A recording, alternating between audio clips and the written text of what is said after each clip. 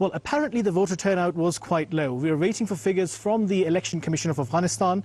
So far, they haven't officially shared any figures, but some of the election observers who have commented on this now, they're saying that their expectation rather their assessment is that the voter turnout had been quite low, especially in some areas like Herat, for example, and also to the east of Afghanistan, places like Nangarhar, Khost and so forth.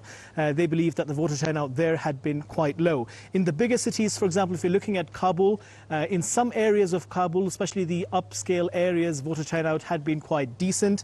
But if you go outside the big cities, and especially in the rural areas, there it appears the voter turnout was quite low. Hasan, during the last elections, it took several weeks to form a government because of corruption allegations. Is this vote expected to be free and fair, or is there talk again of potential corruption?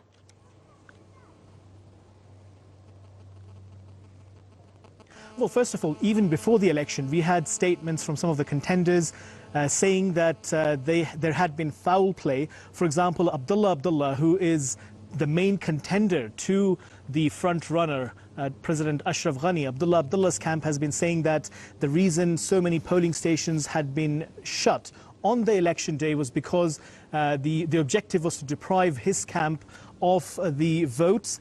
We've just had a statement from Gulbuddin Hikmatyar, former Prime Minister of Afghanistan. He said that both candidates, Ashraf Ghani and Abdullah, used state machinery to their advantage. This is a statement that has just come in from Gulbuddin Hikmatyar. And of course, there had been problems throughout the day as well. For example, the voting was supposed to start at 7 in the morning local time. When many people got to the voting stations, they found that the election staff was not there, so they ended up voting late. Also, there were problems at some polling stations with the biometric machinery. It appeared that some election staff did not know how to use that machine.